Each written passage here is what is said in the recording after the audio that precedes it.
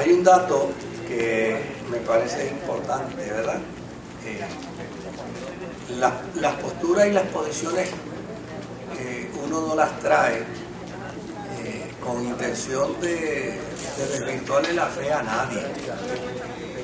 Yo recuerdo cuando yo, no voy a mencionar el nombre de la institución, ¿verdad? Pero yo daba unos cursos en una institución teológica y recuerdo que algunos estudiantes después que se acababa el curso se acercaban y se excusaban diciéndome que ellos pensaban que mi postura era una postura liberal, de teología crítica, con intenciones de desarticular lo que ellos creían. Esa realmente, yo creo que quien estudia la escritura con esa intención realmente no estudia la escritura.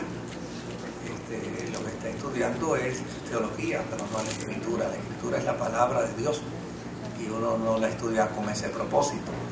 Pero por el otro lado, el poder conocer un poco más no le hace daño a nadie.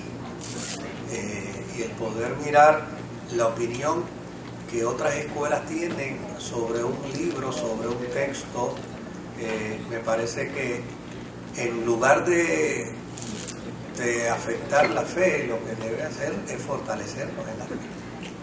Amén de que todo eso es una reflexión, es mirando un documento bíblico de una perspectiva distinta. Nadie tiene el sartén agarrado por el mango y desde luego la salvación no viene como resultado de cuánta postura teológica se tenga. La salvación viene como resultado de creer en Jesucristo. Ahora, sí es importante conocerlo, porque como yo le digo a la persona, ¿cómo yo puedo refutar algo si no lo conozco? No tengo la base. ¿Cómo puedo mirarlo y compararlo si no me arriesgo a mirarlo? Y desde luego cuando uno mira esta carta de Pedro, pues como mira todas las demás, uno va a encontrar distintas posiciones y distintas posturas, y unos que van a decir que fulano escribió, que sutano no escribió, que el pasaje, que ese documento es más antiguo, otros van a decir que es más reciente, pero a fin de cuentas, yo lo he dicho en infinidad de ocasiones, a mí me encanta la teología pentecostal sobre ese particular. La teología pentecostal establece, y la pentecostal antigua, ¿sabes?, establece que la Biblia la escribió un solo autor, el Espíritu Santo. Y a mí me maravilla eso, porque a fin de cuentas, quien haya escrito tarde o temprano no es lo importante. Lo importante es lo que está escrito.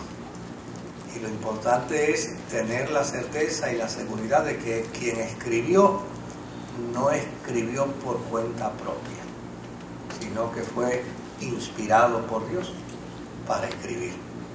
Y la mejor evidencia de esa inspiración es que todavía la palabra de Dios sigue siendo útil para enseñar, para redarguir, para educar, para preparar al ser humano. Todavía sigue siendo palabra de Dios al corazón y a la vida de los que creemos en la palabra de Dios. Entonces, en ese sentido, pues, ya necesariamente yo creo que es lo más importante. Ahora, sí es bueno poder ver qué opinan los que plantean que Pedro la escribió y qué plantean los que opinan que Pedro no la escribió, y lo miramos. A fin de cuentas, eso no es materia salvífica. La semana pasada nos quedamos en que esta es una carta que se escribió en un periodo de tiempo de persecución. Y obviamente buscamos los pasajes bíblicos y vimos eso. También había una serie de advertencias porque aparentemente había acusaciones contra los cristianos.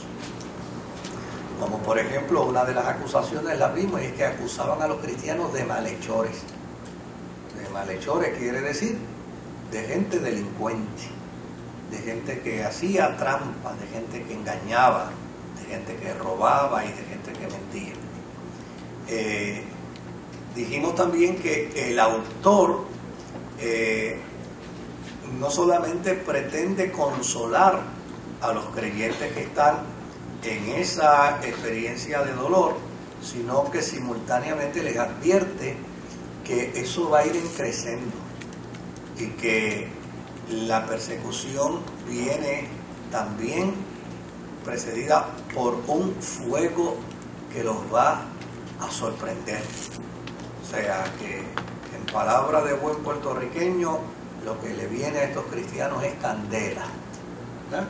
Y se los plantea y se los dice, pero a la misma vez les hace saber que cuando la prueba y la persecución venga a ellos, es importante que ellos entiendan dónde está basada su fe y dónde está basada su esperanza. Porque a fin de cuentas yo creo que este es uno de los grandes problemas de nuestra naturaleza humana. El pensar y creer que nuestro servicio a Dios es como resultado de un toma y dame. Es decir, mientras tú me bendigas, mientras tú me prosperes, mientras tú me ayudes, mientras tú me sanes, todo va a estar bien. Yo estoy bien porque tú me tienes bien y tú vas a estar bien, porque entonces yo te voy a adorar, yo te voy a bendecir, yo te voy a alabar. Pero el problema es que la vida tiene procesos y hay circunstancias que a todos los seres humanos nos afectan, y se enferma el pecador y se enferma el santo, ¿verdad? Y tiene problemas el pecador y tiene problemas el santo, y sufre pruebas el pecador y sufre pruebas el santo y la santa, ¿verdad? Entonces, ante esta situación, ¿cuál debe ser nuestra postura? Entonces, ¿qué decidimos? ¿Decirle a Dios que ya no le vamos a cantar, que no le vamos a adorar, que no le vamos a servir? O ya necesariamente pues seguimos el consejo del autor de esta carta, que dice, mire, cuando ustedes sean sorprendidos por el fuego de prueba que les va a venir, no olviden encomendar sus vidas al Señor y mantenerse firmes en la esperanza. O sea, que me parece, oiga, que eso es maravilloso para la vida cristiana. Es un gran consejo, pues, porque nuestra experiencia de fe no está sostenida a base de las circunstancias. Las circunstancias van y vienen, pero nuestra convicción de vida cristiana está sostenida en nuestra fe en Jesucristo. Inclusive les plantea que van a sufrir por causa de la justicia y que desde luego la interpretación que da el autor es casi una interpretación de bienvenida, donde él dice, ustedes también son bienvenidos, porque a fin de cuentas ustedes van a sufrir como sufren los demás cristianos y van a llorar como han llorado los demás cristianos, y desde luego siéntase gozosos y felices porque ustedes también padecerán de los mismos padecimientos que tuvo Jesucristo. Claro, esta no es una teología que gusta mucho, porque por lo general a nosotros tal vez nos gusta la teología que dice, si te va a venir una prueba, di que no la recibes. Recibe la bendición, pero la prueba. Entonces el problema es que eso es más peligroso y eso es más dañino y eso es más perjudicial para la vida cristiana. Y aquí yo he contado, y ustedes de seguro saben, de la cantidad de gente que hoy en día viven frustrados en la fe, porque les enseñaron un evangelio solo de prosperidad. Sí.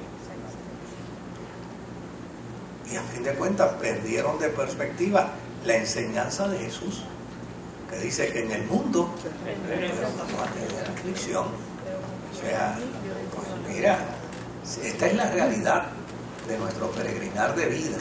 Cuando usted mira esa historia de la carta a los hebreos, de los héroes de la fe, oiga, ¿qué clase de héroes son esos individuos? Que sufrieron palos, fueron aserrados, fueron metidos en hogueras, encendidos como lámparas y antorchas en los caminos de Jerusalén, entregados a animales feroces para ser despedazados. Pero fíjese cómo termina el autor diciendo: el mundo no es digno de ellos. Entonces, pues mire, dentro de estas teologías hoy modernas triunfalistas, esos no son cristianos, porque para ellos los cristianos son los que están prosperados. Entonces la gente cae dentro de unos vicios y dentro de unas prácticas que a veces hasta, bendito, dan hasta pena. Porque yo he conocido personas que le digo: ¿qué tal, cómo estás? En Victoria. Pues fantástico, qué bueno que estás en Victoria, ¿y qué te puedo servir? Óigame, pues entonces me empiezan a hablar de los problemas y yo digo: válgame Dios, eso que está en Victoria, si no estuviera en Victoria este hombre, esto sería un desastre total, ¿verdad? Entonces uno dice: yo no sé conjugar eso, yo no sé conjugar eso. Yo creo en el poder de Dios, y yo creo que en el poder de Dios yo no tengo que negar mi realidad. Por encima de mi realidad, Dios puede obrar. Entonces, pues estas cosas para mí me parece que son importantes. Bueno, ahora, ¿qué le sucedió a la iglesia al principio de la historia en su relación con los romanos? Pues mire, al principio, si usted, por ejemplo, si usted lee el Evangelio según San Mateo, ¿verdad? San Mateo dice que a Jesús lo mató el Imperio Romano. Pero si usted lee el Evangelio según San Lucas, a Jesús lo mataron ¿quiénes? Los judíos. Ahora, ¿por qué uno lo plantea de una forma? Claro, ambos participaron en el proceso, pero lo que esto plantea, lo que esto quiere decirnos es que al principio de la era cristiana, los cristianos se cuidaron de no irse en contra del Imperio Romano, porque a fin de cuentas el Imperio Romano no tenía nada contra ellos. Y una de las razones por la que no tenía nada contra ellos es porque los romanos tenían muy buena relación con el mundo judío. Y ellos entendían que el cristianismo era un movimiento más del judaísmo. Entonces, ellos no sabían distinguir esto de una... Por eso encontramos las historias que Lucas escribe sobre el ministerio de Pablo, y en varias ocasiones a Pablo lo salvan los romanos. Lo salvaron de pelas. Lo salvaron de linchamiento. Y de hecho, cuando uno lee la carta de Pablo a los romanos en el capítulo 13, Pablo dice en esa carta cosas interesantísimas sobre los romanos. Dice que el sistema romano es un servidor de Dios para castigar a los que hacen lo malo y para proteger a los buenos. Y hace toda una apologética y toda una defensa del imperio. Pablo en su carta a los romanos en el capítulo 13 dice que son ministros de Dios. Imagínense al punto en que Pablo los pone. Ahora, la persecución de los cristianos no comienza cuando Trajano. Tal vez cuando Trajano la persecución tal vez empeoró, pero no empieza con Trajano. La persecución contra los cristianos comienza propiamente bajo Nerón. Y desde luego los que postulan que esta carta es una carta auténtica de Pedro, pues parten precisamente de esa premisa. Y dicen: mira, pero es que decir que esta carta no le pertenece a Pedro es una equivocación, porque si decimos que es del tiempo de Trajano, pues unos par de décadas más adelante, pues entonces, ¿y qué sucedió cuando el tiempo de Nerón? Porque para los estudiosos que afirman que Pedro escribió esta carta, todo comienza el 19 de julio del año 64 después de Cristo. ¿Qué sucedió el 19 de julio? Pues el 19 de julio un loco que tenía ínfulas de arquitecto y que tenía un interés grandísimo por remodelar a Roma y imponer un nuevo estilo y una nueva infraestructura, pues ya sencillamente estudió las posibilidades de cómo hacerlo y finalmente descubrió cómo poder hacerlo y le pegó fuego a Roma. Y hay historiadores que narran esos datos y dicen que hubo testigos que decían que por un lado el fuego se apagaba y por el otro lado gente al servicio del emperador volvían y prendían fuego. Tan es así que el fuego duró 3 días. Roma estuvo ardiendo por 3 días. Y pasados los 3 días, pues todo se perdió, todo se quemó. Ahora, imagínense qué puede haber en la psiquis de un hombre y de una mujer ciudadanos romanos, que todo su capital y todo su sueño se les fumó en 3 días y lo perdió todo. Entonces, de repente aparece el planteamiento, ¿verdad?, de que ¿quién es el responsable de todo esto? Claro, era, según Tácito, que es uno de los historiadores de ese tiempo, dice que era un secreto a voces, que el responsable de ello había sido Nerón. Pero desde luego, Nerón acusó a los cristianos. Él acusó a los cristianos y dijo que los responsables, fíjese qué dato interesante, no dijo los judíos, dijo los cristianos. Al principio los romanos no sabían distinguir entre un cristiano y un judío, simplemente eso es una secta más como la secta de los fariseos, como la de los escribas, como la de los saduceos, es una secta más. Amén ¿de qué se les podía acusar a los cristianos? Si los cristianos oraban hasta por sus enemigos, eran hombres de bien, eran personas de probada reputación moral, a tal punto que postulaban y planteaban que si alguno venía a la experiencia de la vida cristiana, tenía que abandonar todo tipo de conducta del pasado que no respondiera a la ética cristiana. El cristianismo es un proponente de ética extraordinario y de moralidad extraordinaria. Pues ¿de qué se les podía acusar? Pues no se les podía acusar de nada, pero Nerón dijo, bueno, ahora les vamos a acusar de que ellos son los responsables del fuego de Roma. Claro, si esta acusación proviene del emperador, si esta acusación proviene de la alta jerarquía del imperio, pues ya necesariamente ante un pueblo que está frustrado, pues ¿qué se podía esperar? Que se encendiera en ellos el odio por los cristianos. Y claro, por mucho tiempo, el imperio romano mantuvo lapsos de relativa paz en la vida de los cristianos, pero sucedía como sucede hoy en día en China. Yo he entrevistado a ministros chinos y le digo, oye, pero ven acá, la persecución en China es en todo China. Y me decía, no en toda la China. La China es tan grande, la China es tan inmensa, que no. La persecución es como resultado de las leyes establecidas por el comunismo.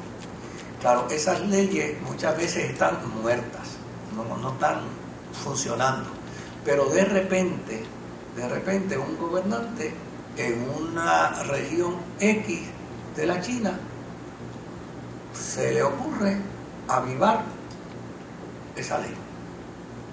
Y entonces ya necesariamente invoca la ley, la impone, y ahí va la persecución contra los cristianos. Esos que están ahí están en persecución. Tal vez 8 horas, 10 horas más adelante hay unos cristianos que están funcionando perfectamente bien. Dice, así es como se da la persecución. Pero obviamente así es como probablemente también se daba en el Imperio Romano. Probablemente había cristianos en otras regiones que no tenían ningún problema con el imperio y la fe. Pero en este momento esa acusación corrió como pólvora y todo lo que pertenecía al imperio veía entonces a los cristianos como una amenaza. Así es que el que en la carta aparezca un llamado a la esperanza y un llamado al valor, ¿verdad? Y esa exhortación para que de alguna manera cuídense ahora más que nunca, para que lo que dicen de ustedes como malhechores, como delincuentes, no sea verdad. Es como una vacuna a los cristianos de ese momento para advertirles y decirles, mire, ahora es cuando mejor nos debemos conducir. No vaya a ser que alguien no se conduzca bien y por culpa de ese individuo alguien invoque perseguirnos, torturarnos, como sucedió en infinidad de ocasiones. Mire, la muerte de Policarpo, por ejemplo. Policarpo estaba tranquilo en su casa, había un juego en un lugar, y de repente dentro del juego y dentro de la algarabía y dentro del bullicio alguien gritó, matemos a Policarpo, y salió una bandada de gente loca de allí a buscar a Policarpo para matarlo. O sea, eso se daba dentro de ese proceso. Por lo tanto, la persecución de los cristianos, claro, comienza con los judíos mismos, y más adelante comienza con los romanos, que entonces empiezan ya a distinguir que hay una diferencia, y de luego el poder económico, la fuerza religiosa la tenían los judíos. Los cristianos eran una menudencia. Entonces, ¿a quién atacamos? Pues vamos a atacar a los cristianos. Si a eso se le añade posteriormente la acusación de un emperador de que por culpa de los cristianos Roma ha desaparecido en toda su estructura y en toda su arquitectura, pues ahora el problema se hace mucho mayor. Y estas son las razones por las que se comienzan a atacar a los cristianos. La retórica de los alemanes cuando en la Segunda Guerra Mundial atacaron al pueblo judío por esa retórica, que eran malvados, eran ladrones. Bueno, se llegó a vincular inclusive con acusaciones de que ellos mataron a Jesús. Y con esa acusación, bueno, pues se observaban hasta los cristianos. Decían, bueno, pues si mataron a Jesús, entonces hay que matarlos a ellos. Y se desarrollaban ese tipo de persecuciones. Ahora,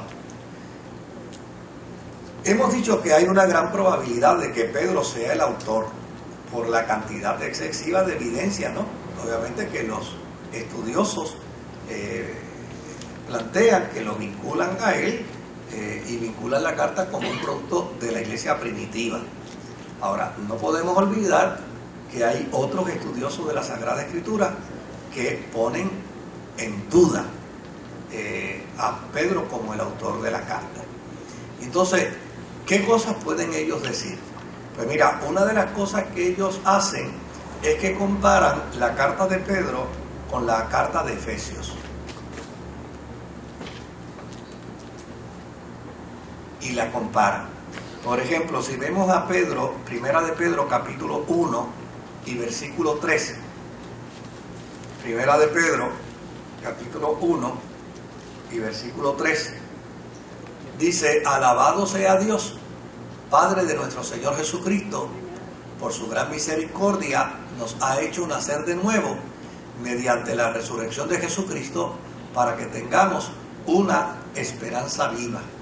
Si vamos a Efesios capítulo 1 y versículo 3, mire cómo dice ahora Efesios 1:3. Dice, alabado sea Dios, Padre de nuestro Señor Jesucristo, que nos ha bendecido en las regiones celestiales con toda bendición espiritual en Cristo. Si podemos leer de la versión Reina Valera, yo creo que sería mejor en la versión Reina Valera. Bendito sea el Dios y Padre de nuestro Señor Jesucristo, quien nos bendijo con toda bendición espiritual en los lugares celestiales en Cristo. Si miramos Primera de Pedro, capítulo 1 y versículo 13, el 1:13 dice, por tanto, ceñid los lomos de vuestro entendimiento y sed sobrios, y esperad por completo en la gracia que se os traerá cuando Jesucristo sea manifestado. Si lo comparamos con Efesios 6:14, miren cómo dice Efesios 6:14.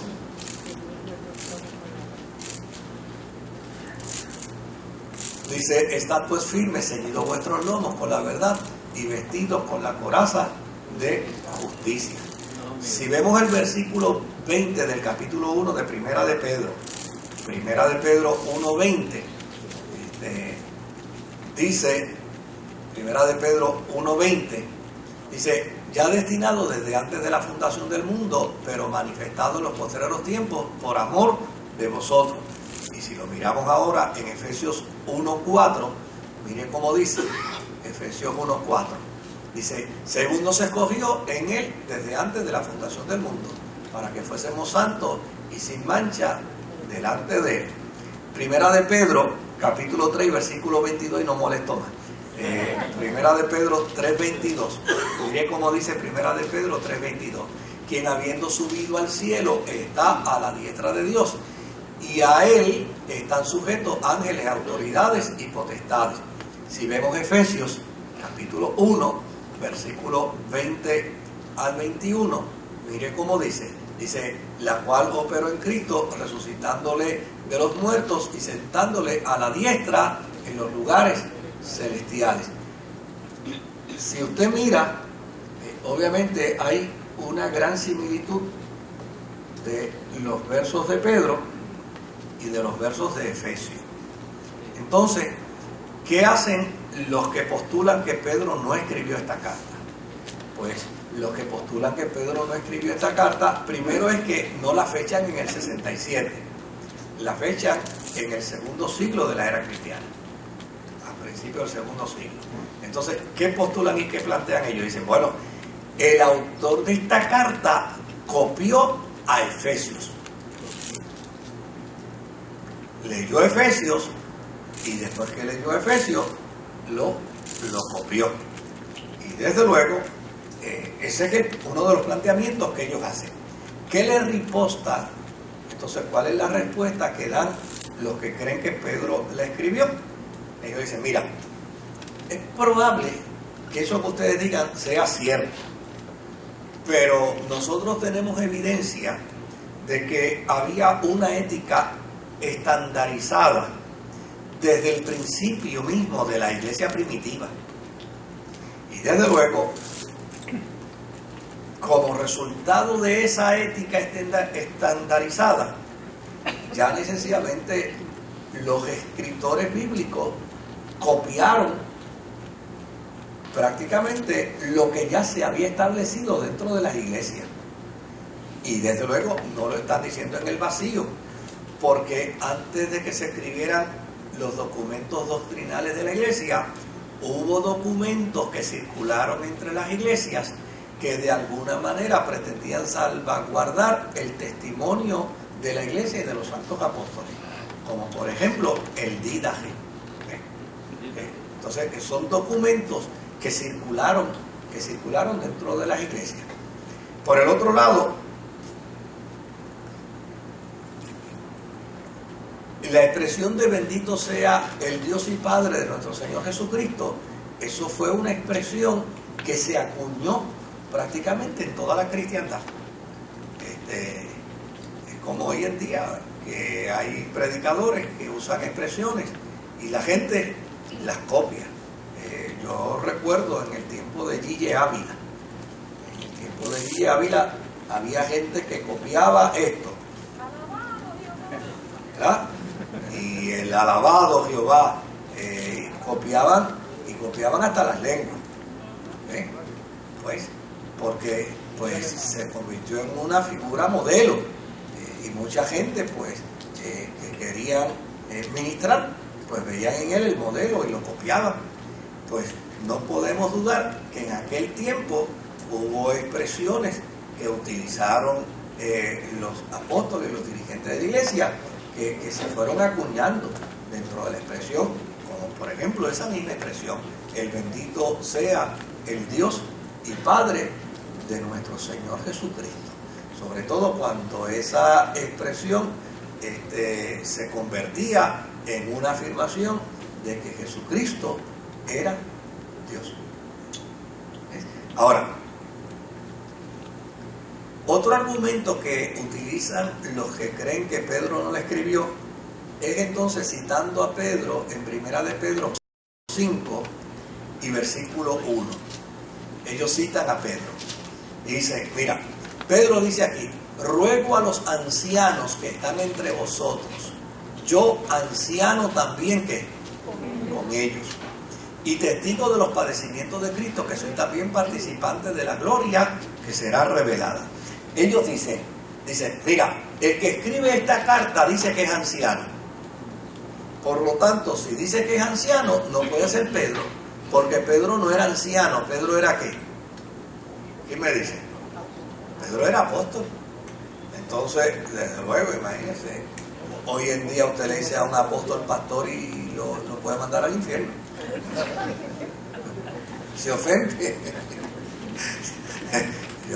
Yo he visto a personas ir donde un Dios de estos que le dicen hoy apóstol, le dicen pastor, y dicen pastor no, apóstol.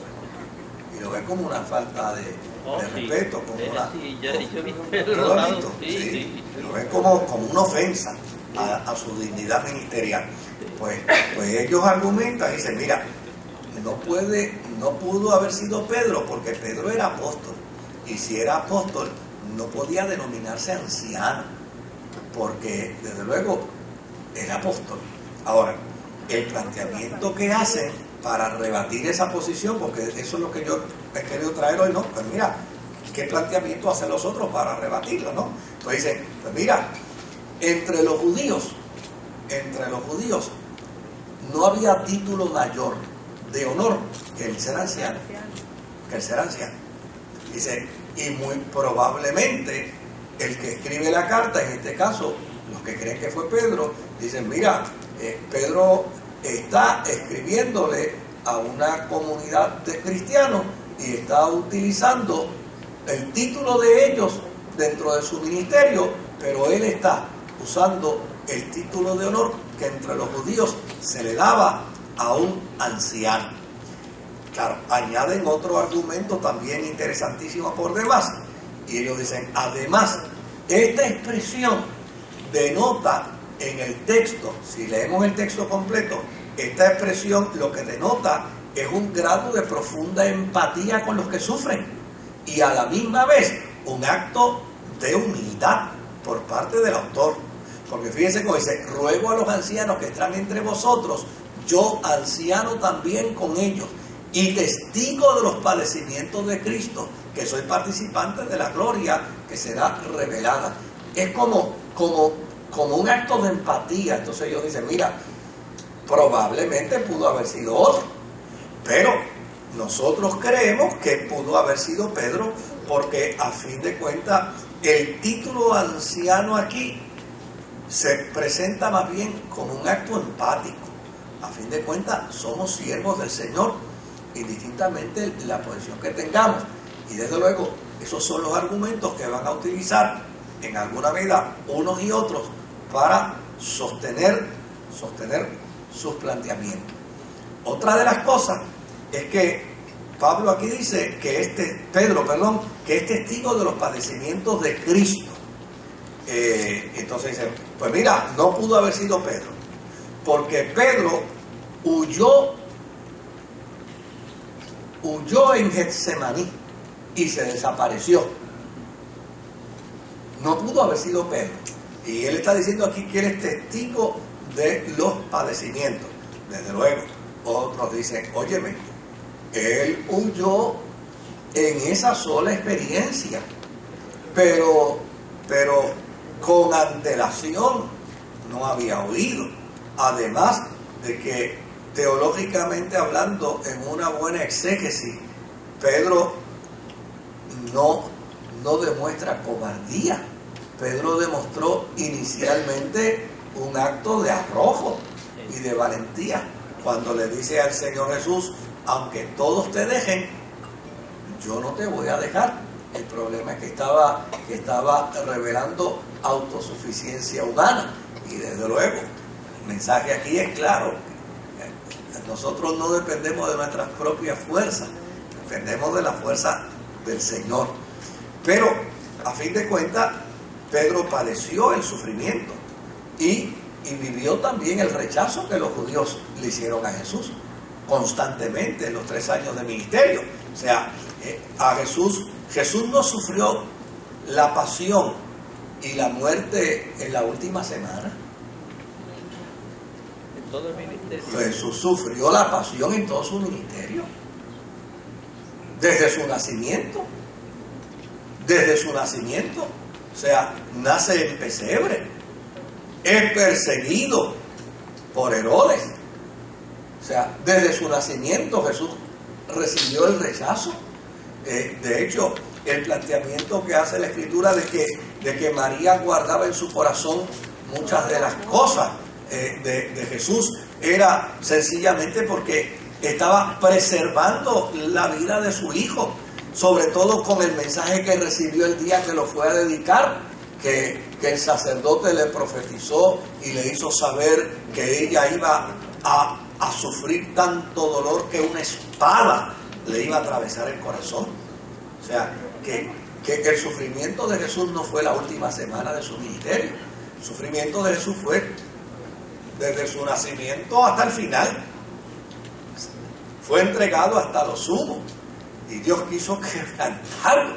O sea, que en ese sentido, pues ellos dicen, no, pero ven acá, pero ustedes están planteando que Pedro no participó del sufrimiento de Cristo por el hecho de una semana, del Getsemaní hasta la resurrección, pero y los otros 3 años y medio menos una semana. Fue constante sufrimiento el de Jesús.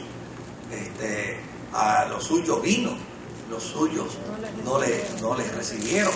Entonces,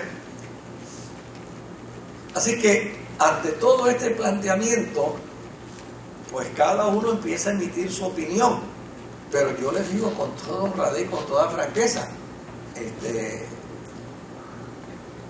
la tradición dice que fue Pedro, y hay defensores dentro del estudio teológico que dan la autoría a Pedro. Y a mí no se me va a caer un canto por decir la carta de Pedro. Está ahí. A fin de cuentas, lo pertinente de la carta no es el autor, lo pertinente de la carta es el contenido, lo que dice, lo que plantea. Otro argumento está en Primera de Pedro, capítulo 4,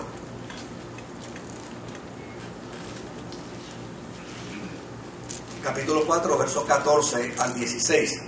Primera de Pedro 4, 14 al 16, donde dice: si sois vituperados por el nombre de Cristo, sois bienaventurados, porque el glorioso Espíritu de Dios reposa sobre vosotros.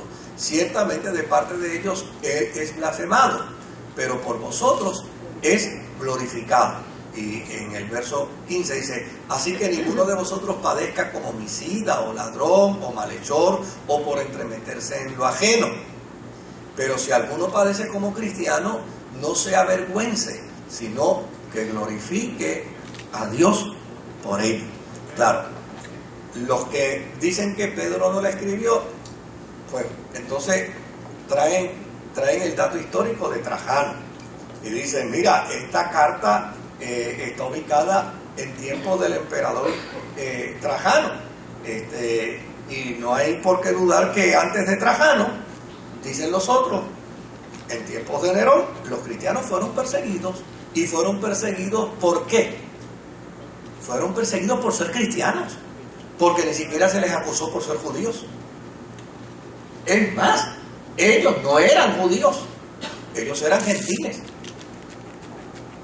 Así que no se les persiguió por ser judíos, se les persiguió ¿por qué?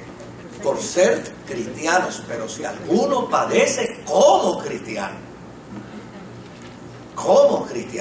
entonces, pues claro, los que dicen no, es que bajo ninguna circunstancia esto comenzó bajo Trajano, dicen no, ¿por qué tiene que haber comenzado bajo Trajano? Si la historia evidencia que la acusación de Nerón, que fue antes de Trajano, no los acusó de ser malos gentiles, ni los acusó de ser malos judíos, los acusó de ser cristianos. Entonces, desde luego, pues cuando uno sopesa los planteamientos de uno versus los planteamientos de otro, no quiere decir que los de uno no tengan, ¿verdad?, no tengan su validez, no tengan su peso. Bueno, claro que lo puede tener, pero uno no se queda limitado en argumentación para afirmar que pudo haber sido Pedro el autor de esta carta. Cuando uno dice, pues mira, no hay ningún problema en uno poder afirmar que pudo haber sido el apóstol Pedro el autor. Ahora, vamos a ver desde el principio, primera de Pedro, desde el capítulo 1.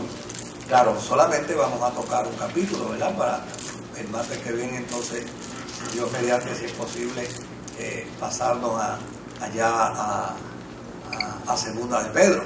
Entonces, segunda de Pedro es otra cosa y lo vamos a ver entonces de manera separada. Ahora, si miramos primera de Pedro, capítulo 1, dice: Pedro, apóstol de Jesucristo, a los expatriados de la dispersión en el Ponto, Galacia, Capadocia, Asia y Bitinia, ¿verdad?, elegidos según la presciencia de Dios Padre, en santificación del Espíritu, para obedecer y ser rociados con la sangre de Jesucristo. Gracia y paz os sean multiplicadas. Bendito el Dios y Padre de nuestro Señor Jesucristo, que según su grande misericordia nos hizo renacer para una esperanza viva por la resurrección de Jesucristo de los muertos, para una herencia incorruptible, incontaminada e inmarcesible, reservada en los cielos para vosotros, que sois guardados por el poder de Dios mediante la fe, para alcanzar la salvación que está preparada para ser manifestada en el tiempo postrero, en lo cual vosotros os alegráis, aunque ahora por un poco de tiempo, si es necesario, tengáis que ser afligidos de diversas pruebas, para que sometida a prueba vuestra fe, mucho más preciosa que el oro, el cual, aunque perecedero, se prueba con fuego, sea hallada en alabanza, gloria y honra cuando sea manifestado Jesucristo, a quien amáis sin haberle visto, en quien creyendo, aunque ahora no lo veáis, os alegráis con gozo inefable y glorioso, obteniendo el fin de vuestra fe, que es la salvación de vuestras almas. Los profetas que profetizaron de la gracia destinada a vosotros inquirieron y diligentemente indagaron acerca de esta salvación, escudriñando qué persona y qué tiempo indicaba el Espíritu de Cristo que estaba en ellos, el cual anunciaba de antemano los sufrimientos de Cristo y las glorias que vendrían tras ellos. A esto se les reveló que no para sí mismos, sino para nosotros administraban las cosas que os son anunciadas por los que os han predicado el Evangelio por el Espíritu Santo enviado del cielo, cosas en las cuales anhelan mirar los ángeles. Por tanto, ceñid los lomos de vuestro entendimiento, sed sobrios y esperad por completo en la gracia que se os traerá cuando Jesucristo sea manifestado. Como hijos obedientes, no os conforméis a los deseos que antes teníais, estando en vuestra ignorancia, sino que como aquel que os llamó es santo, sed también vosotros santos en toda vuestra manera de vivir. Porque escrito está, sed santos porque yo soy santo. Y si invocáis por Padre aquel que sin acepción de persona juzga según la obra de cada uno, conducíos en temor todo el tiempo de vuestra peregrinación, sabiendo que fuisteis rescatados de vuestra vana manera de vivir, la cual recibisteis de vuestros padres, no con cosas corruptibles como oro o plata, sino con la sangre preciosa de Cristo, como de un cordero sin mancha y sin contaminación, ya destinado desde antes de la fundación del mundo, pero manifestado en los postreros tiempos por amor de vosotros, y mediante el cual creéis en Dios, quien le resucitó de los muertos y le ha dado gloria, para que vuestra fe y esperanza sean en Dios. Habiendo purificado vuestras almas por la obediencia a la verdad mediante el Espíritu para el amor fraternal no fingido, amaos unos a otros entrañablemente de corazón puro, siendo renacidos no de simiente corruptible, sino de incorruptible, por la palabra de Dios que vive y permanece para siempre. Porque toda carne es como hierba, y toda la gloria del hombre como la flor de la hierba. La hierba se seca y la flor se cae, mas la palabra del Señor permanece para siempre. Y esta es la palabra que por el Evangelio os ha sido anunciada. Bueno, hasta ahí. Fíjense qué dato interesante. Cuando uno ve, esto lo dijimos la semana pasada, pero para beneficio de los que no vinieron la semana pasada, cuando uno lee este documento, este es un documento muy rico, ¿verdad? Es un documento, de hecho, muy denso. Y está escrito, oiga, en un griego muy alto. Entonces, claro, cualquiera puede fruncir el ceño y decir, esto Pedro,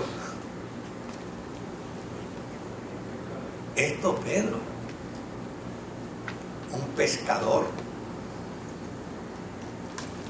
como que piensa que, La cuestión no es así, ¿verdad? la autenticidad. ¿verdad? Pero, desde luego, dentro del planteamiento que se hace, aquí hay un anuncio de un tal Silvano, de un tal Silas, ¿verdad? Y desde luego, Silas sí era un ciudadano romano, era una persona de una altura intelectual muy similar a la del apóstol San Pablo. Y si usted observa bien, aquí como que hay un estilo paulino, ¿verdad? Cuando usted lo lee, se parece como a Pablo cuando escribe cartas. Pero desde luego, Silas viene de la escuela paulina. Y el argumento que se hace sobre este particular en defensa a Pedro es que aquí lo que acontece es que Pedro está hablando como habla él. Lo único que Silvano está escribiendo como debió haber escrito.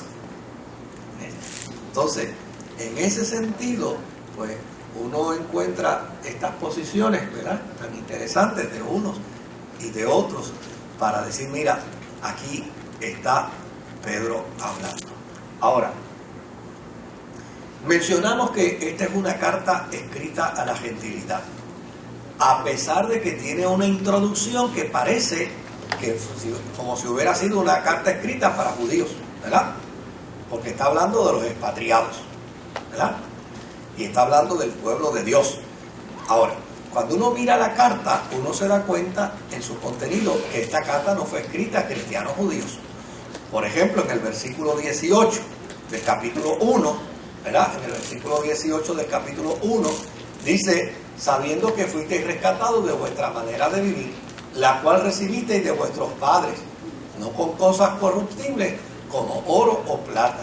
Obviamente, esto jamás se lo hubieran dicho a un judío, porque en el primer siglo el judío lo único que tenía que hacer era trasladarse del judaísmo a la fe cristiana, y se trasladaba creyendo en Jesucristo y bautizándose, y ya pasaba a la experiencia de la fe cristiana. Pero aquí se está hablando de una manera vana de vivir. De hecho, en el capítulo 2 y en el versículo 10, si leemos, dice, en el capítulo 2 y versículo 10 dice, vosotros que en otro tiempo, ¿qué? No erais pueblo, pero que ahora sois pueblo de Dios, que en otro tiempo no habéis alcanzado misericordia, pero ahora habéis alcanzado misericordia. En efecto, esto jamás Pedro se lo hubiera dicho a un judío, porque el judío siempre se entendió pueblo de Dios. Cuando era judío y cuando se hizo cristiano, seguía afirmando que él era pueblo de Dios. Por el otro lado, en el capítulo 4 y en el versículo 3, encontramos también que dice, baste ya el tiempo pasado por haber hecho lo que agrada a los gentiles, andando en lascivias, concupiscencias, embriagueces, orgías, disipación y abominables idolatrías. Esto jamás Pedro se lo hubiera dicho a un judío convertido al cristianismo, porque un judío convertido al cristianismo jamás practicó esta cosa. ¿Ven? Entonces, esto es lo que lleva a entender entonces que esta es una carta que fue escrita para gentiles. Ahora, ¿por qué se usa un lenguaje judío? ¿Ya? Fueron escogidos. Pues mire, una de las cosas que decía Israel con orgullo es que de todos los pueblos, ellos fueron escogidos para ser el pueblo de ¿quién? El pueblo de Dios. Ese era el derecho, esa era la carta de presentación del judío. Yo soy pueblo de Dios. ¿Y por qué tú te...? Porque Dios nos escogió para ser pueblo. ¿Y quién protesta eso? ¿Ves? Ahora, fíjense que aquí el autor de la carta le dice a los gentiles, ustedes fueron escogidos para ser el pueblo de Dios. Ese lenguaje que era judío, ahora él se lo aplica ¿a quién? A los cristianos gentiles. ¿Pero por qué se lo aplica a los cristianos gentiles? Porque desde muy temprano en la historia de la cristiandad, tan temprano como el día en que Pedro fue a la casa de Cornelio, tan temprano como cuando Pablo empezó a declararse apóstol de los gentiles y vino el concilio de Jerusalén, tan temprano como eso, oiga, empezó a entenderse que a los gentiles también Dios les había hecho su pueblo. Entonces, ¿qué empezó a interpretar la gentilidad? Pues la gentilidad empezó a interpretar que ellos eran el Israel de Dios.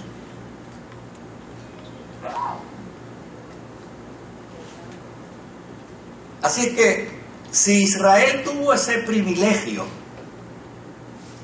pero al rechazar a Cristo lo perdió, que es como lo entiende la iglesia, pues ellos ya necesariamente afirman y postulan que ese privilegio ahora le compete ya necesariamente a los gentiles.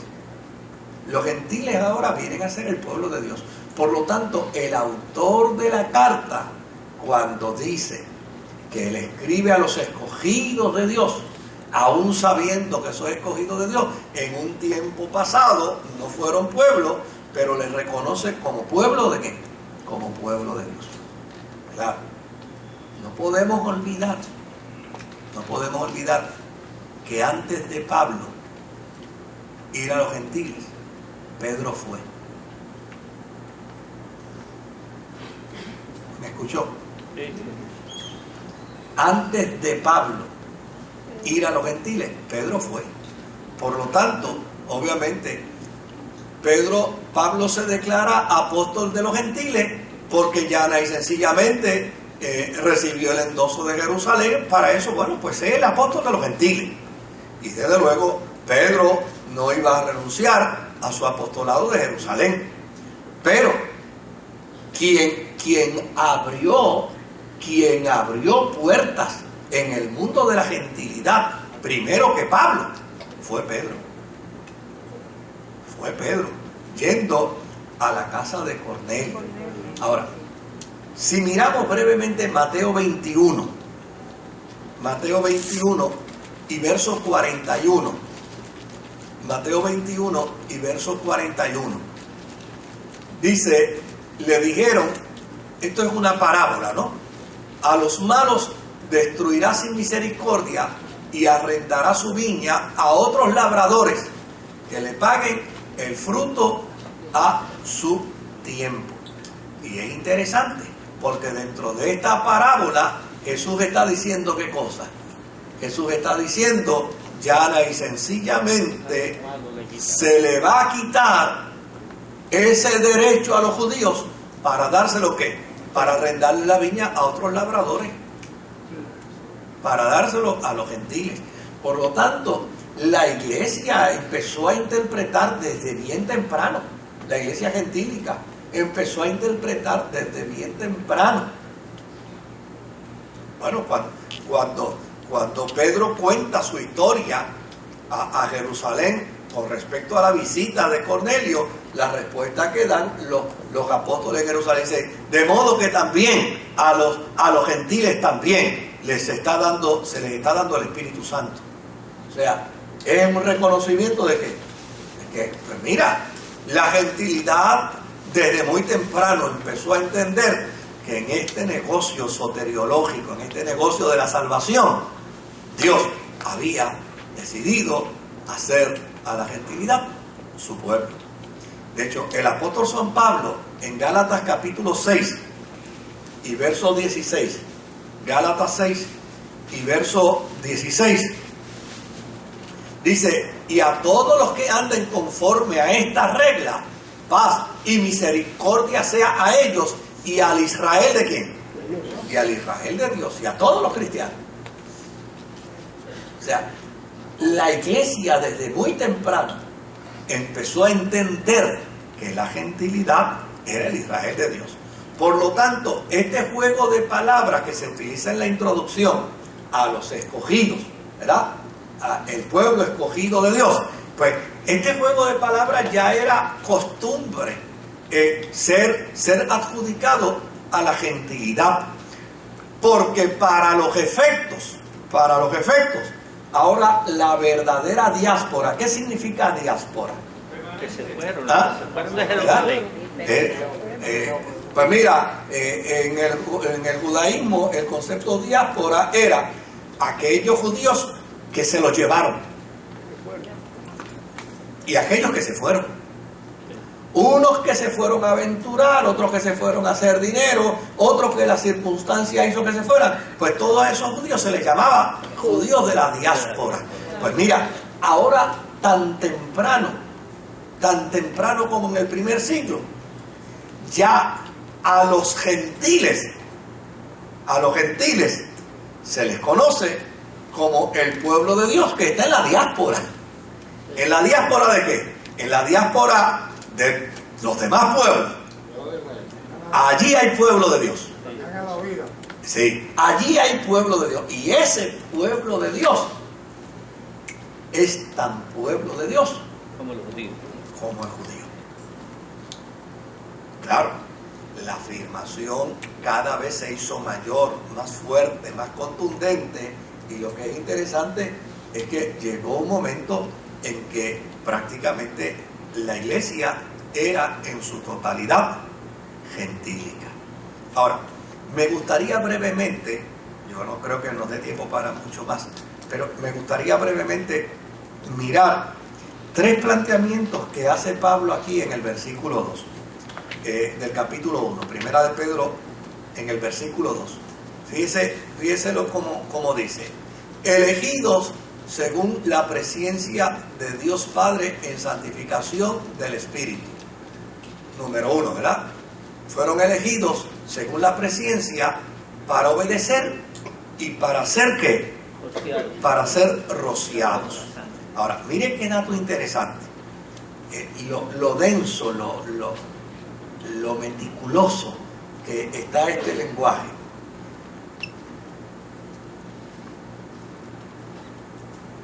Elegidos de acuerdo al conocimiento anticipado de Dios. ¿Verdad? Es decir,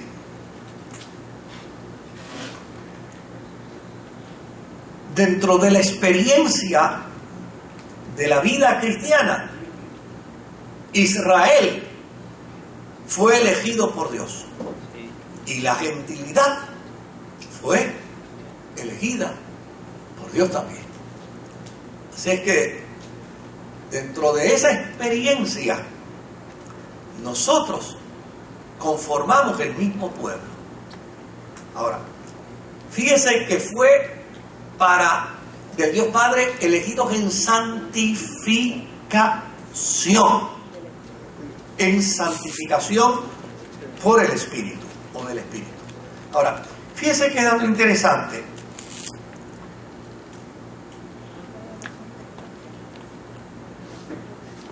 A una persona que padecía lepra en Israel,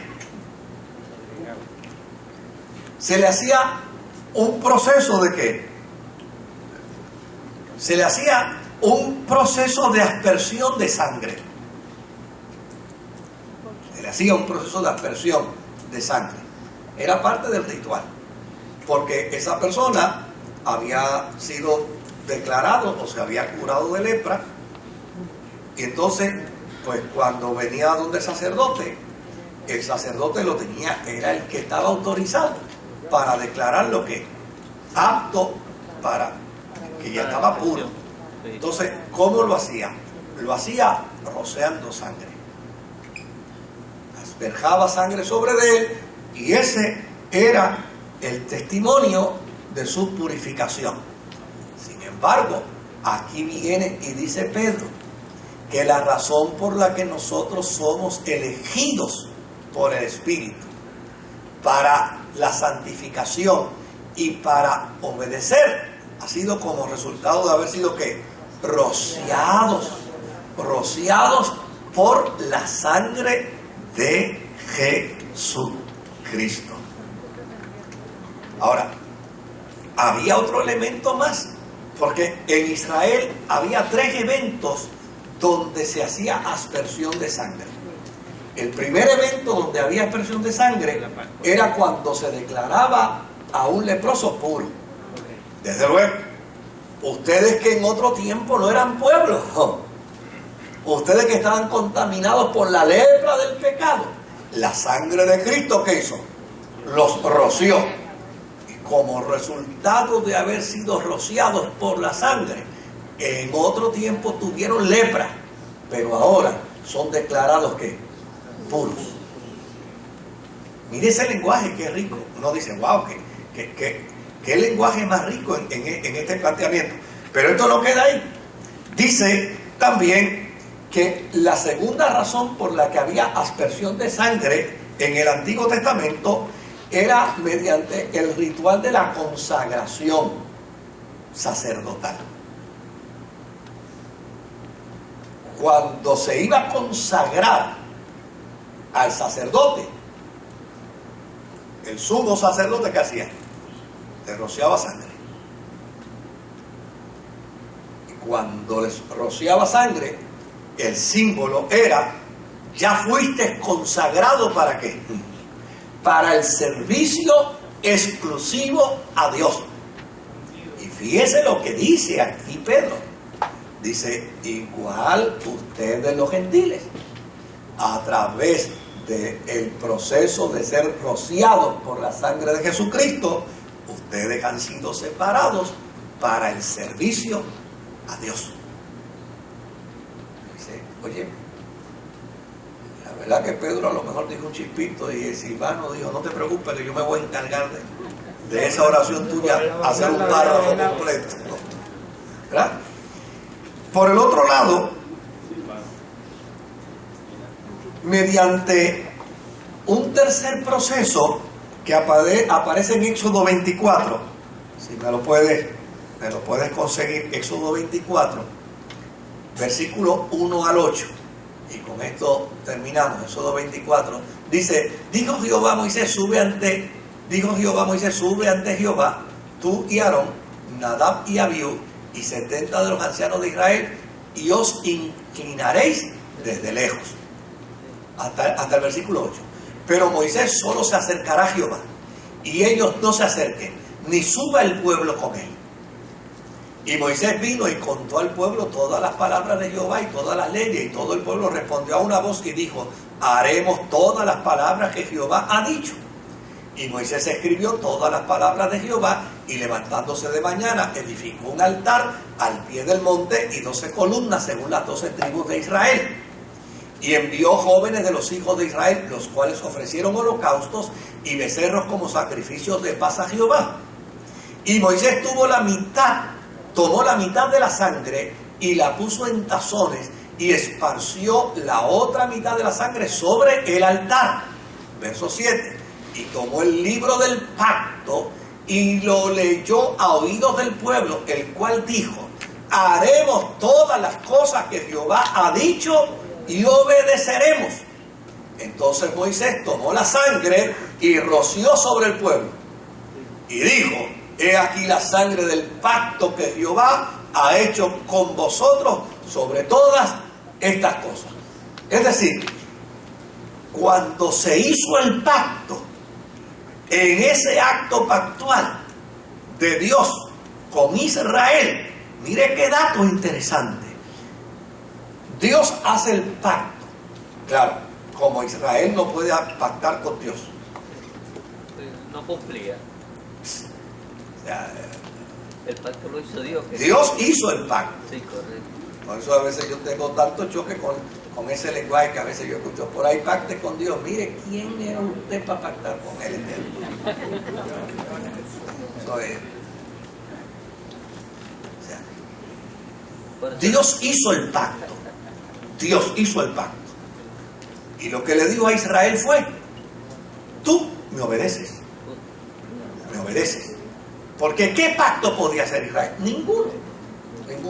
Lo único que Dios dijo fue: yo tengo una agenda para ti, yo tengo un plan para ti, yo pacto contigo. Porque en Dios, en la naturaleza de su pacto, hay algo que es exquisito. Y es que si nosotros somos fieles, Él es fiel. Pero si somos infieles, Él es fiel. Porque el pacto de Él es un pacto de fidelidad. ¿Cuántas veces yo le he dicho a Dios: esto no lo vuelvo a hacer? Y a veces hasta el mismo día lo hago.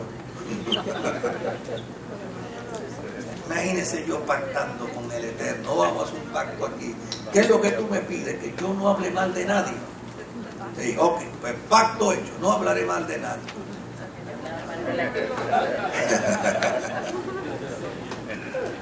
¿Se dan cuenta? ¿Qué pacto? Eso yo a veces escucho estos lenguajes modernos teológicos y a mí me asustan, invitando a la gente a hacer pacto con Dios, y a veces hacer pacto por 4 pesetas, que es lo que más coraje me da. Lo juegan en un maratón y le dice: mande una ofrenda de 10 pesos y pacte con Dios. Y yo digo: mira qué poca vergüenza, que ahora está por 10 trapos de pesos ellos invitan a la gente a pactar con Dios. Usted se imagina usted diciéndole a Dios: tienes que cumplir, yo te di 10 pesos. Cosa más ridícula y más absurda esa. A mí no me hace sentido ese tipo de cosas. Ahora, sí me llama la atención que en este acto pactual Moisés agarra y dice: mira, esto es lo que Dios quiere, esto es lo que Dios ha planteado. Él pacta y nosotros obedecemos. ¿Qué van a hacer ustedes? Y la respuesta del pueblo fue: todo lo que Él diga y todo lo que Él ordene, nosotros lo vamos a obedecer. Y cuando ellos dijeron: nosotros lo vamos a obedecer, Moisés inmediatamente cogió el tazón de sangre y se lo zumbó al pueblo. Cuando se lo zumbó al pueblo, le dijo: ¿qué cosa? Ya. somos beneficiarios del pacto divino. Él será nuestro Dios y nosotros seremos su pueblo. Y ahora viene Pedro y dice, eso mismo le pasó a ustedes los gentiles. Cuando la sangre de Cristo fue derramada, esa sangre nos roció a nosotros. Y eso quiere decir ahora que Él hizo el pacto y nosotros ¿qué? Le obedecemos. Vosotros seréis mis discípulos si hacéis lo que yo os mando. O sea, es a lo más que puedo llegar. Y todavía hay. Y me da trabajo obedecerlo. Solo la gracia nos sostiene. Solo la misericordia nos sostiene. Y el amor. Solo ese amor, ese pacto que Él hizo de fidelidad. Estaré con vosotros todos los días de vuestra vida hasta el fin. Es decir, Él sabe que todos los días de mi vida yo no soy el mismo, pero Él es el mismo y su pacto no cambia. Entonces, ese lenguaje es tan extraordinario en Pedro. Él dice, mira, ¿por qué les digo a ustedes el pueblo de Dios? Porque los tres eventos que se dan en el Antiguo Testamento que demarcan la purificación, la consagración y la obediencia mediante la sangre, esos tres eventos se dieron en ustedes como resultado de la sangre vicaria de Jesucristo. Por lo tanto, querido, yo me siento feliz con ser puertorriqueño. Amén. No tengo por qué irme a procurar hacerme judío, porque yo soy pueblo De Dios también. de Dios también. Entonces no caigo en esas trampas ahora de, Dios mío, de estas corrientes que empiezan a surgir. A veces no, yo he llegado a la conclusión que dentro de algunos de estos movimientos tiene que haber un sistema de mercadeo terrible. Porque a veces lo que veo es como si fueran de estos movimientos piramidales. Antier me llegó un email. Reciba una nueva unción. Ya no tiene que estar sujeto a una unción ya caducada. Había que renovar la Ahora hay que entrar a una nueva unción. Claro, esa nueva unción la tiene fulano de tal, el que la puede dar. Oiga, yo digo, si estos hermanitos se dieran cuenta que están diciendo con eso, le hacen las vacaciones al diablo. Porque con eso están diciendo, ¿sabe qué? Que no hubo eficacia en la sangre de Jesucristo. O sea, si yo necesito una nueva unción, quiere decir que yo no creo que la unción del santo ya se sumó, ya se aguó, tenía un sello que decía expira el 19 de septiembre de 1900. Óigame, querido. Entonces, usted ve la gente ofreciendo, venga a esta actividad y aquí usted va a ser lleno de una nueva unción. Y yo digo, ¿cómo? Mire, usted va a entrar ahora en una nueva dimensión. ¿Qué? Yo creía que ya yo estaba.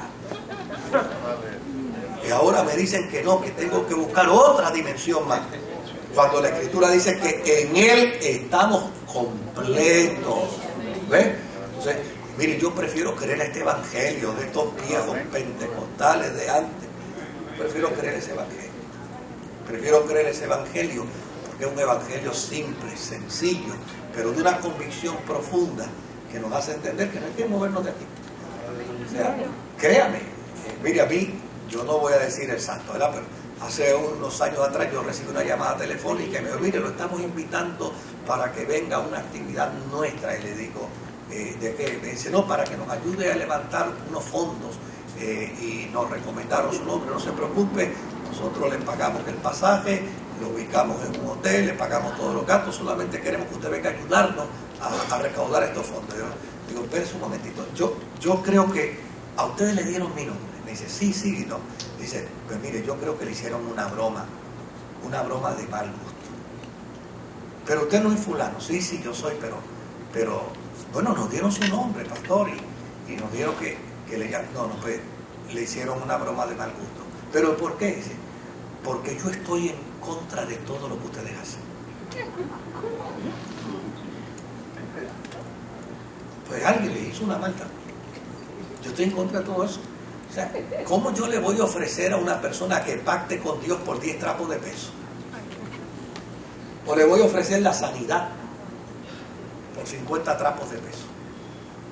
Y la salvación del marido. Y envíeme esta ofrenda y pacte con Dios. Y cuando usted mande el cheque, mándeme una nota que juntamente con el cheque, usted está pactando con Dios para que el marido se le salve. Y si me manda 25 más, se le puede salvar el hijo también. Oiga. Y va aumentando por especie. No, eso es. Y hay paquetes, usted sabe. Pueden llegar a un paquete. Con 200 pesos le pueden salvar toda la familia. Combo agrandado. Pero tú lo ves y dices, Dios mío, ¿hasta dónde vamos a llegar con el Evangelio? Este no es el Evangelio de Jesucristo. No lo es. Entonces, qué maravilla cuando uno lee los Evangelios, cuando uno lee las cartas, y uno dice, mira, fuiste rociado por la sangre esa sangre de Cristo allí en la cruz del Calvario, en el madero, tuvo un efecto extraordinario para ti y para mí. Con ella fuimos purificados. Aleluya. Pues si fuimos purificados, ya soy puro. No tiene fecha de expiración. Es la única sangre que limpia en lugar de manchar, la de Cristo. Fui consagrado para el servicio exclusivo, para el de pertenezco a Él, sea que viva o sea que muera, soy del Señor. Por el otro lado, fui declarado para obedecerle, fui llamado para obedecerle. Es lo único que importa en el proceso. Bueno, pues si me caigo, me levanto, pero la consigna es clara. Así para servir al Señor y para obedecerle. Pues, óigame, ¿qué más necesito en la vida cristiana? Garantía de por vida. Si tengo garantía de por vida, ¿qué más necesito? Querido, eso no quiere decir, ¿verdad?, que usted no ayude a ministerio y apoye ministerios, pero óigame, la fe del Evangelio no se puede reducir a dólares y centavos, no, querido. O sea, yo me quedo, la verdad que a veces sufro vergüenza ajena, la sufro, digo, Dios mío, ¿qué pensará el pecador escuchando una cosa como esta? Donde ese juego, esa manipulación, el único interés es ver cómo te saco los chavos. Ese no es el Evangelio. El Evangelio de Jesucristo es otra cosa.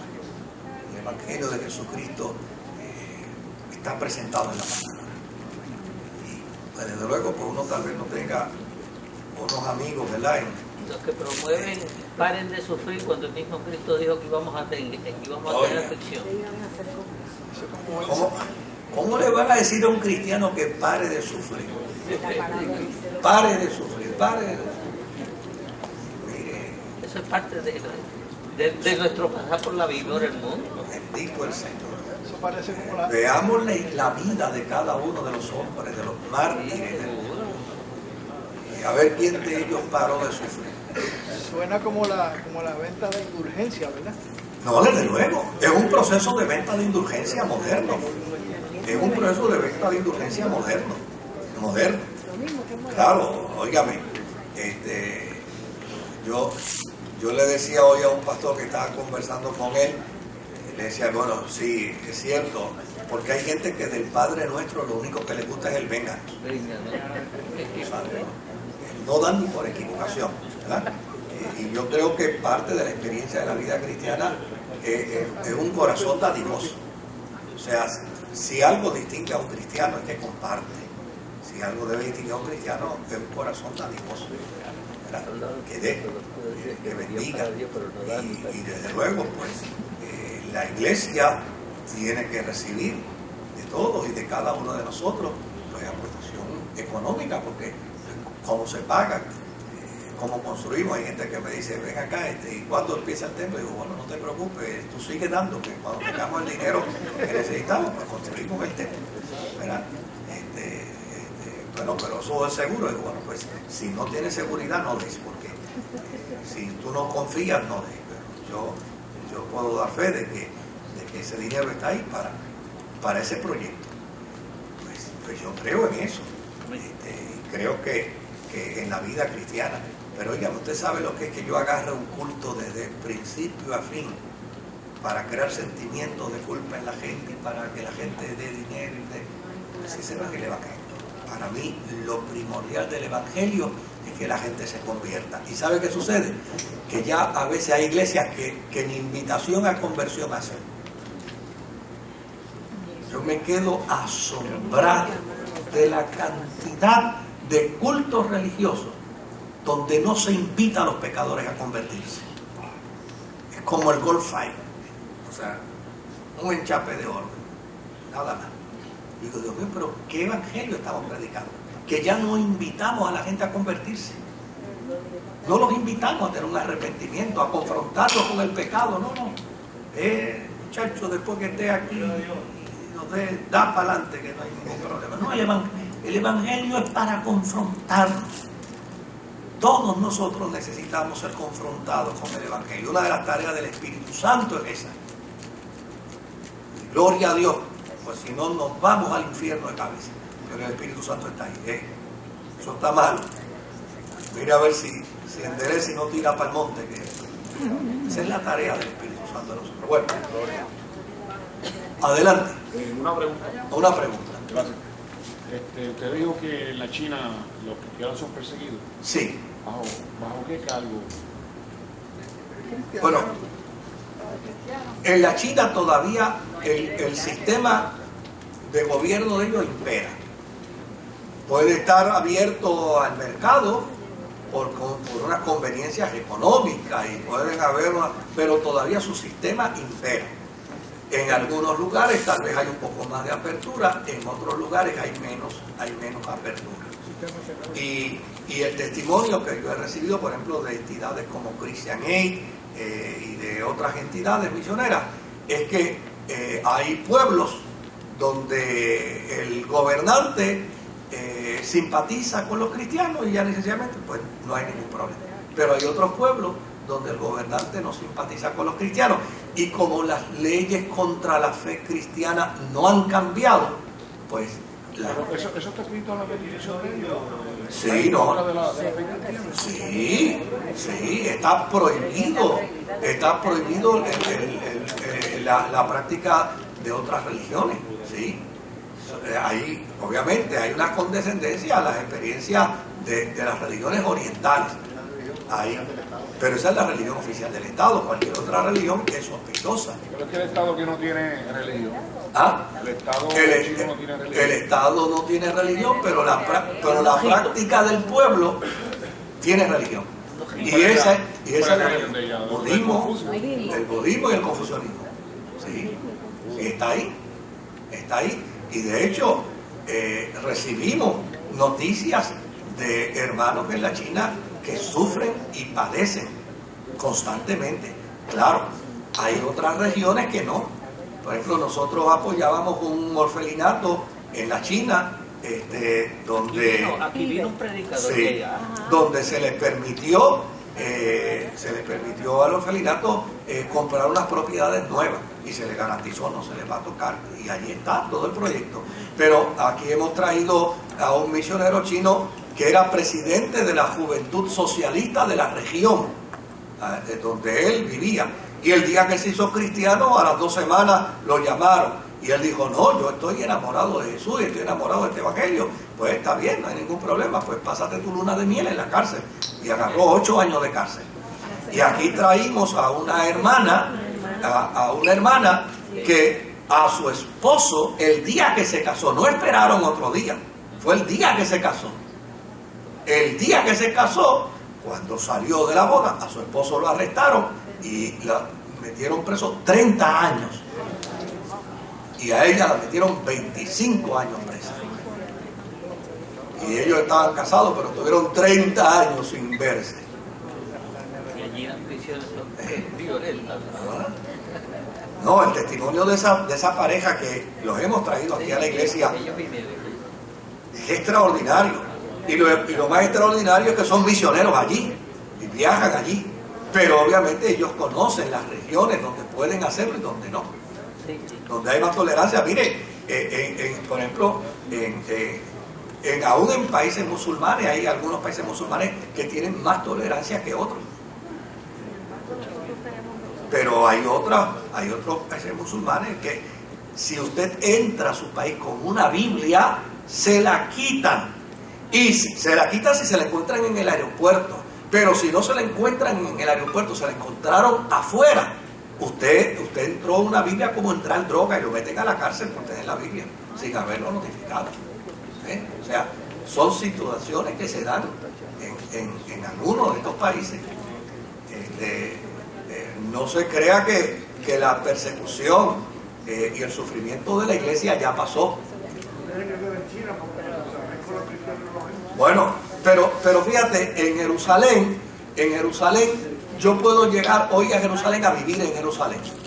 Y lo único que el Estado me dice es, usted puede practicar su fe. ¿Qué es usted? Pues yo soy evangélico. Usted puede practicar su fe. Usted lo que no puede irse es a la calle a hacer que los judíos practiquen su fe. Sí, por eso. Sí. Ah, bueno, pues claro, porque él está ejerciendo un profesorado y obviamente él está ejerciendo un profesorado que lo avala precisamente el Estado. Y él no está allí para hacer proselitismo, él está allí para dar clases. Y lo que es interesante es para educar a guías turísticos sobre el lenguaje de la fe cristiana, porque obviamente el mundo judío se nutre del Cristo en el que no cree. El turismo del mundo judío se nutre del Cristo en el que no cree.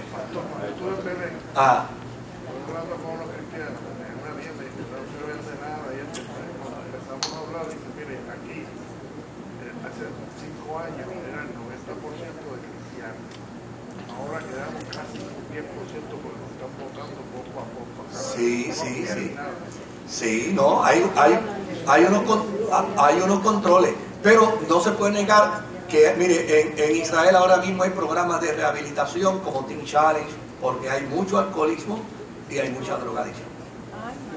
Sí. Claro, no podemos olvidar que Israel se nutre de cientos de países. Los judíos se nutren de cientos de países. Muchos de estos judíos llegan y ya llegan contaminados, socialmente hablando, y llegan allí. Y a mí me sorprendió una vez que yo llegué a Israel y vi un deambulante. Pero ahora no hay uno, ahora hay deambulantes. ¿Sí? Pastor, también el proselitismo allí, hablado, ¿cómo se llama? ¿Es prohibido? No, el proselitismo está prohibido, totalmente prohibido. Nosotros fuimos a cantar y estábamos predicando, pero cantando. Sí. Y el coro se lo permitía. Es un acto cultural. En un acto cultural, pues, no olviden, Israel la industria de Israel es el turismo. Sí. Y obviamente, ¿qué cristiano no sueña con ir a Israel? Porque, pastor, yo tengo entendido que en muchas ciudades de Estados Unidos no puedes predicar libremente, ir con un fotuto a una esquina a predicar. Tienes que pedir permiso y tienes que pedir permiso, pero hay libertad de culto. Bueno, una cosa es el orden, y que yo aplaudo. Yo una vez estaba en una barbería recortándome y el barbero que me estaba recortando le dijo a un amigo que estaba allí, le dijo, mira, él es ministro. Y dijo, si es ministro yo no quiero ni hablar con él. Y yo, no, muchachos, ahora tenemos que hablar porque como que... Y le dijo, mire, yo vivo al lado de una iglesia. Y no me deja dormir. Y yo me tengo que levantar a las 3 de la mañana para irme a trabajar. Y ese culto empieza a las 7. Y a las 10:30 de la noche yo oigo al pastor que dice, hay que darle libertad al espíritu. Mire, a las 10:30 de la noche ellos no se han cansado de alborotarle, ahora hay que darle libertad al espíritu, entonces empiezan con el alboroto. Mire, y son las 12 de la noche y yo me tengo que levantar en 3 horas. Y yo le dije, no te me vayas que yo te voy a resolver el problema. ¿Y sabe qué hice? Me senté en la barbería en una esquina y le hice una carta. Y después que hice la carta le dije, léela y firma ahí debajo. Y cuando la leyó, me decía, óigame, pero esa carta, le digo, fírmela ahí. Y ella firmó y le dije, ahora usted le lleva esta carta al pastor. Y se la entregué. Y era una carta donde él explicaba al pastor de la iglesia que él empezaba a trabajar a las 3 de la mañana, que necesitaba descansar, que tenía el perfecto derecho a disfrutar de reposo y descanso en su casa, y ese reposo le estaba siendo interrumpido por el acto cultico de la iglesia. Pues me lo gané de amigo porque el pastor fue a su casa, cerró con él, le pidió excusa, le dijo no sabíamos, porque entonces el pastor dijo déjeme entrar a su casa, y cuando entró el pastor se puso la mano en la cabeza y dijo gracias a Dios que no, usted no ha vendido esta casa y no me la han dado como casa pastoral porque ni yo pudiera vivir aquí. Pues claro, pues entonces yo creo que tienen que haber orden, porque óigame, yo no me puedo parar con un megáfono en una esquina de calle a predicar sin tomar en consideración los vecinos. Me parece que no. Bueno, ustedes quieren seguir hablando, pero ya yo no quiero hablar más. Vamos a dejar esto aquí y el martes que viene seguimos. Amén. Amén, amén.